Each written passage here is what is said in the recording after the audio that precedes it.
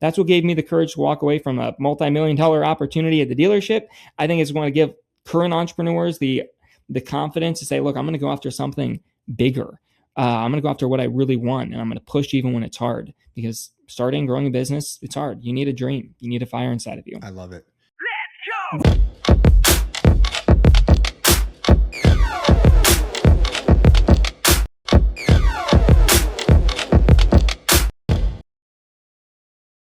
Hey, what's up, everybody? Welcome back to another episode of the Liquid Lunch Project. I am Matthew R. Meehan, alongside my partner, the professor, who's actually wearing a bow tie today, Luigi Rosa Bianca. What's on tap today, Lou?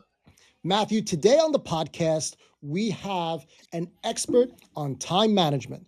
Now, every entrepreneur struggles with this, and we see it firsthand. You're switching from one hat to the other. You're doing accounts payable, accounts receivable, sales. You're unclogging the toilet. There is no end to the strings that are being pulled on an entrepreneur operator. Those problems end in 30 minutes because you're going to pay very close attention to Jason VanDevere, founder of Crazy Goal Planners. He's got a great product, by the way. He's a coach. He's an author. He's a dad. He's a wonderful husband. Man, there is no end to this young man's brilliance. Jason, welcome to the podcast, buddy. Thank you so much for having me. I'm excited to be here with you. In 2026, the day of spreadsheets and apps, you're rocking a product for a daily planner? Mm-hmm. I mean, how are you pulling this off? What was the brainchild behind that? Yeah, paper planner. I mean, it's what I liked. So when I was trying to grow my business, I wanted to build it around a passion. But I think now people want the paper products way more than ever because their phone, their computer, it's just distracting. You know, we were just talking before we started recording. Matt said his phone is already blown up, right? If you've got your to-do list on there and you pull it up to look at your to-do list, you're going to spend 30 minutes managing all these notifications, and then you forgot what you actually grabbed your phone for in the first place. First, your planner, it's nobody else can put things in there. There's a limited amount of space. You could put an endless to-do list in your phone, but your planner, if you can't fit it all in your daily page, there's no way you can actually fit it in your day, right? At least there's some sort of boundary to help keep you on track. You know, all these apps, everybody tries to do this. Like Google has Task Manager, right? They have to-do lists on there, but it's attached to your email. So you're looking at something, you're about to go do it, an email comes in. Next thing you know, you're distracted and you just lost 15 minutes and you don't even know where to start again. You know, Yeah. So I'm a big believer in pen, papers, journals. I mean, I have probably about 5 of them on my desk. Only problem with that is I have stacks of notebooks and stacks of pads from like 2 years ago. And sometimes I go through them. Yeah. Well, I think I got to throw them away. And I'm nostalgic, so I don't like throwing anything away. So I'm a pack rat. My wife hates it. I don't like throwing them away either. And I would view that as a good thing. So like I've got shelves of these planners and notebooks that I filled out, but I journal daily my accomplishments. And so when I see these shelves of planners, it's like a visual reminder of what I've accomplished. Because if I pick any of those pages, I see checklists checked off. Every night I then write down what I accomplished. But it helps remind me that I'm an accomplisher. When I set another goal. You're an accomplisher who's well organized. Matthew's a hoarder. He's got his Star Wars toys from 1983 because they have a Kung Fu Grip limited edition. Yep. Well, hey, I think if you're collecting your accomplishments, I think that's a great thing because I think lots of people, they collect the opposite. We can call it collecting. Yeah. I'll roll with that. Yep. Okay, so in your planner, what are the do's and don'ts, right? When am I being neglectful of my family because I'm focusing on business? And when am I being neglectful to my partners and teammates because I'm focusing on family? Like, what's the secret sauce? Please help us. Okay. So the planner, one of the really unique things, and there's 2 really unique things about my planners. It starts with a life crash course. And in that course, you get clarity on where you are now, where you want to be, and you start creating the plan to get there. It's a very thorough goal setting course. Now, why I think this is so important to entrepreneurs is I think entrepreneurs, sometimes they think of their business as the end, when really their business should be the means, not the end. The end should be the lifestyle that you want. You should be clarifying what's the ideal lifestyle that I want? How many hours a week do I want to be working? How much time do I want to be with my family? What type of responsibilities do I want to be doing when I am working? Once you clarify this lifestyle, then you can make your business the means to accomplish it. But if you don't do that and your business is the means or the end, then often you succeed, right? And your business is the end. It completely overtakes your life. So once you have that lifestyle, you brought up your team members, then it's about creating clear expectations to them of boundaries, of, hey, I only work this many hours a week. I'm clear with my clients up front. Here's the hours you can text me. Right? If they text me at 9:00 at night, they know they're not going to get a response, but their feelings aren't hurt by that because I gave them the expectation up front. Now, if I was responding to them all the time and then all of a sudden I stopped responding to them at 9:00 at night, well, now there's going to be an expectations gap. So I think it's creating your lifestyle, and then you need to create the boundaries around it. And there's a version of like training your employees and training your clients to actually respect those boundaries. And maybe we can dive deeper into that.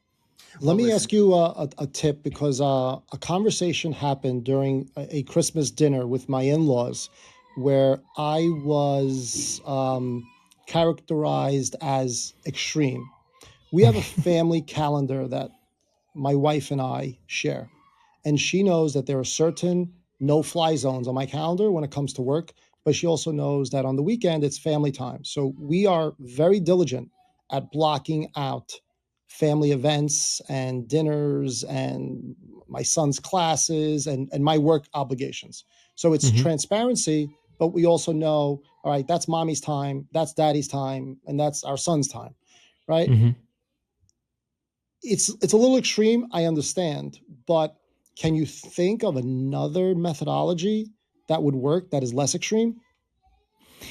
And you're viewing this as extreme because you've blocked it all out in advance. Like you blocked off relaxation time, for example. Exactly. And your family's teasing you that it's like, I know where we are spending our holidays at which in-laws and which sisters and brothers, like 2 years out. Like everything is pre-programmed. Like our vacations are time blocked.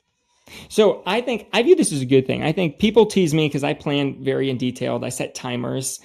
Like last night, I set timers to plan out today. So I had a timer 15 minutes before this that said, you need to stop and start focusing on preparing for this podcast. But I think it's like you can either be a slave to the schedule that you created for yourself. Maybe slave is too bold of a word, but I think people are the opposite, where they're slaves to the demands that the world throws at them. It's like at least you're following through something you planned.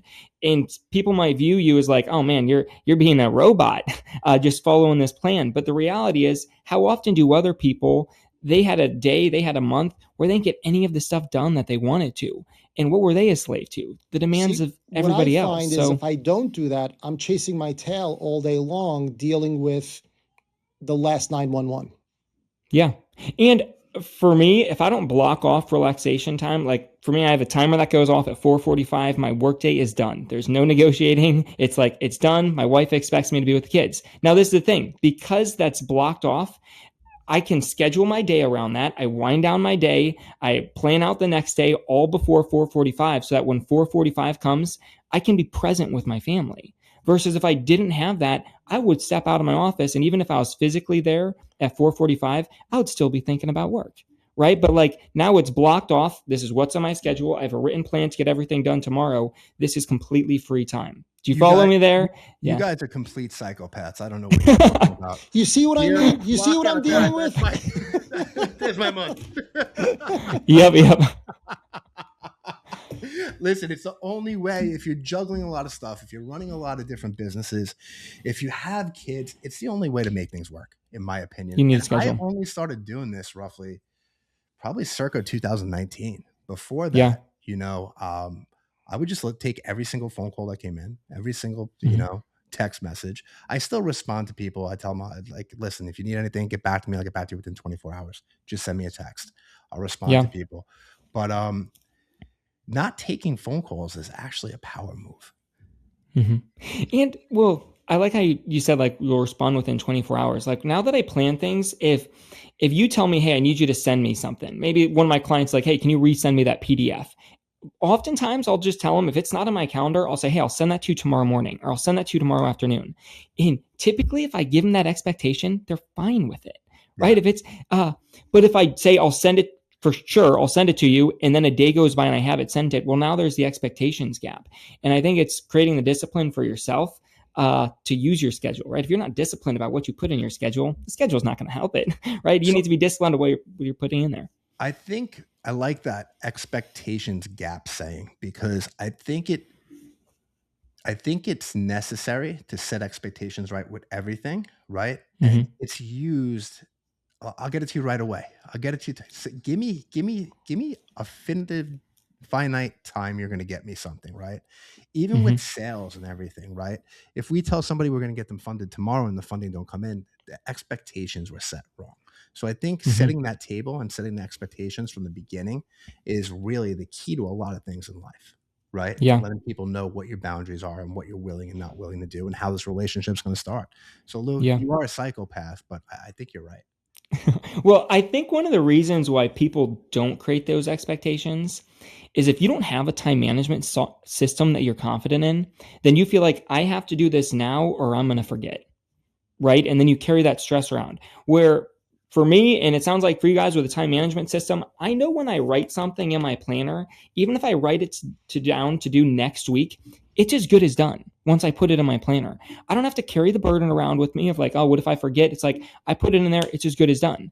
But if you don't have that system, then you feel like I have to do it all right now or I'm going to let it slip through the cracks. Now, Jason, you have team members that work with you and you're training coaches, you're scaling your businesses, plural. How do you impart this same modus operandi to the team members that you collaborate with? Yeah.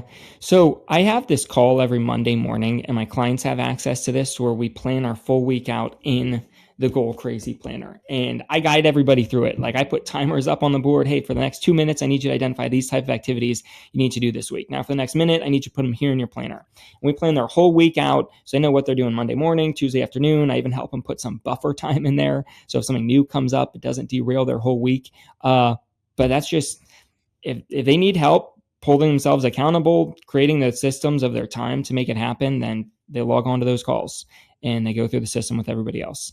So what do you say to a client that comes to you and says, look, I got a really crazy life. I don't know if I need to be in LA tomorrow morning. I don't know if I have to drive my kids, get the dog, pick up the dry cleaning. What do you say to those people? Yeah. So I think everyone's schedule is going to need a certain level of what I call buffer time. And like when I plan my week out, I block off Friday afternoon completely blank, but I block it off and I just put buffer because I know for my schedule, I have about half a day's worth of activities that arise throughout the week that I need to have room for. And because if you plan your whole week out and something new comes up or something takes longer than expected, it throws the whole thing off, right? And people say, oh, I can't plan my week because of that. But if I have that buffer time in there, if something new comes up, then it's some overflow. I can rearrange things, put it in there. So if a client comes to me and he says, hey, I don't know what my day is going to be like tomorrow or next week, we're going to be experimenting for a while to figure out how much buffer time do you need. Maybe you need 2 days worth of buffer time in your schedule. So when we're planning out your week on Monday morning, we only plan 3 days worth of activities because the nature of your business is you're going to have 2 days worth of rise. So it's this balancing act. If you got to experiment a little bit to figure out how much that arises, and then you probably need to figure out this stuff that arises, do I really need to be the person that does it? So they're kind of two different conversations, but well, Jason, to a young man that has 3 young children and a 4th on the way, congratulations. I would imagine a lot of things arise unexpectedly, like the 2 a.m. wake up. How do you handle with those needs when you're running a profitable business? I'm tired a lot. Yeah, I don't know. I've gotten used to it. I don't drink coffee. I'm not really a caffeine person, but yeah, I need the structure, and it'd be very rare that I'd have to use that buffer time for a nap. But Matt, yeah, maybe the phase of life I'm didn't do there, Matthew? Do you realize what he didn't do there? What? He didn't bitch, moan, or make excuses. He goes, I just fight through it. We love her. We signed up for this. we love our kids. We know this is part of the program. Yeah. I love the sign in this back wall. No complaining zone. Yep. Yeah. It's just an exciting phase of life. Okay. So you've got the coaching business. You've got the product, right? You've got your retail product. You're a real estate entrepreneur. And you're only 31 years old. You're still a young buck. Where are you bringing this? Because I see a pattern here. You are helping others succeed and serving your own family and pecuniary needs? Yeah. Right now, the main thing I'm focused on is helping new entrepreneurs launching businesses, specifically their dream business. And that's what I did. So kind of like my story in a real short period of time is my family owns car dealerships. So if you ever come here to Akron, Ohio, you will see our last name VanDevere all over town. My dad has 5 car dealerships. So I was supposed to be the 4th generation to own these car dealerships. VanDevere Kia, VanDevere Cadillac, they're all over town. So I was working there for a few years, learning every department to learn the whole business. And after a few years, I realized it wasn't what I wanted to do. Why? And I decided to, I didn't have passion for it, which seems so ridiculous, but my dad he loves the business. If you show up at one of the dealerships, you'll know if he's there because you'll hear him. Like, he's loud, he's excited, he knows everybody. He's a car dealership. He's like, yeah, grade A car salesman. Take this car off the lot, for God's sakes. Come on. Yep. I mean, he loves it, and he's built a business with great values and long-term employees. But growing up, I saw that, and I knew that's what I wanted. I wanted a business that just lit a fire inside of me. But after a few years of working there, I realized I'm not going to get it there. And so I left. Everyone told me it was a crazy idea to turn down this opportunity and leave with nothing to go launch a planner business. And actually, they were right. It was a crazy idea, but I went out, I did it. And I feel like now that I took that leap, I created the business, the lifestyle that I dreamed of. I want to help give people the courage, because I think lots of people, they would kill to have the golden ticket of being a car dealer's son who was groomed for this. And your father the planners for him to give to his salespeople? Yeah, he's had me come in and do workshops with them and do goal setting. It was a very hard conversation to let him know I was going to leave, but he has been incredibly supportive since then. I would never be where I was without his guidance. That's wonderful. What car do you drive? I have to ask now.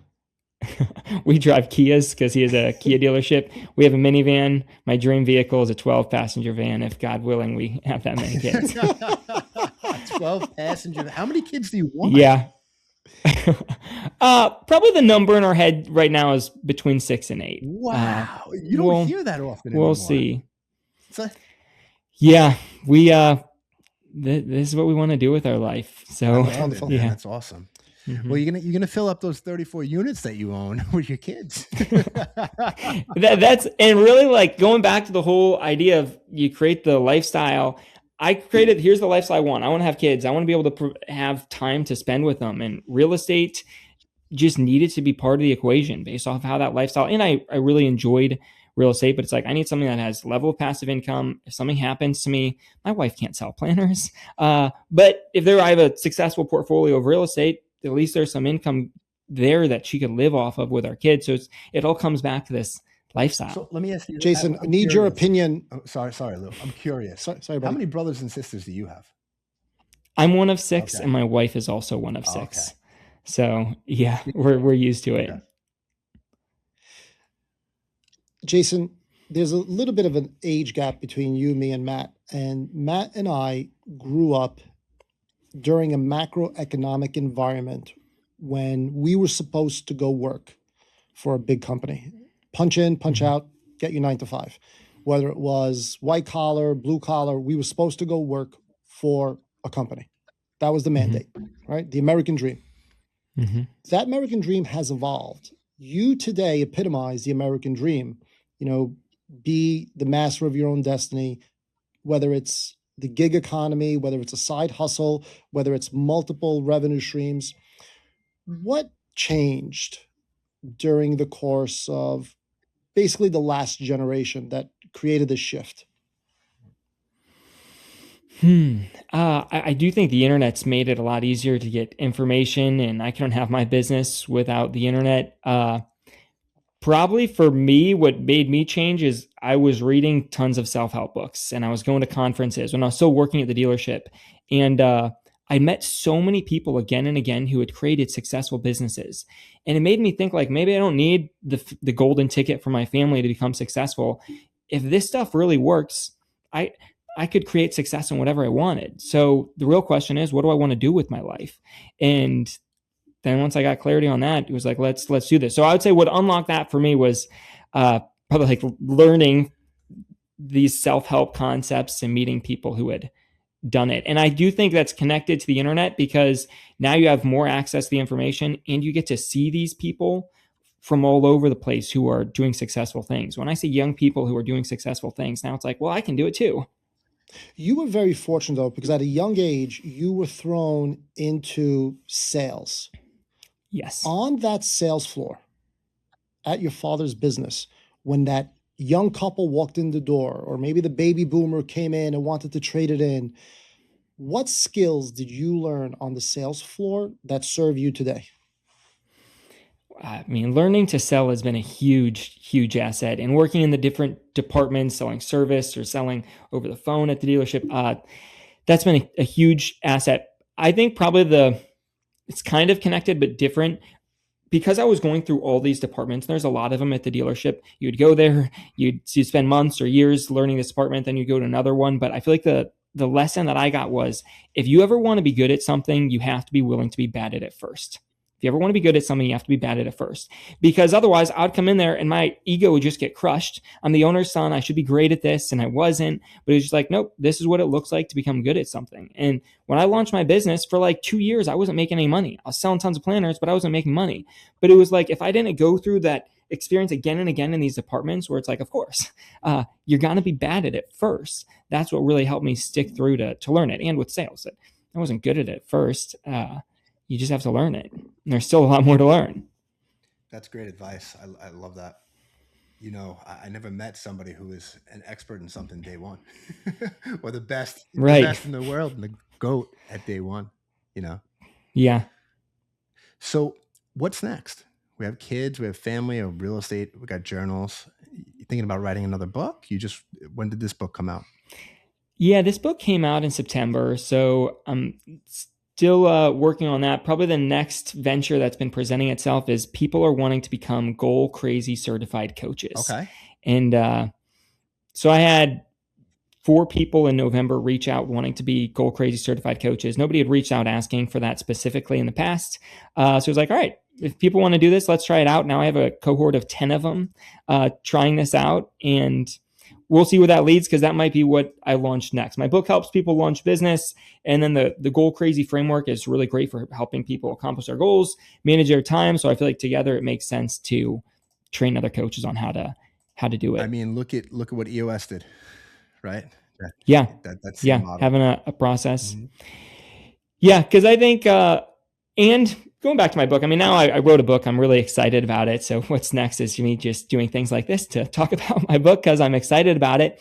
But I feel like, aside from entrepreneurship, but connected and I think relevant to entrepreneurs, is I love telling people the importance of dreams. I feel like so many people are so focused on goals. But to me, dreams they're the foundation of where that starts.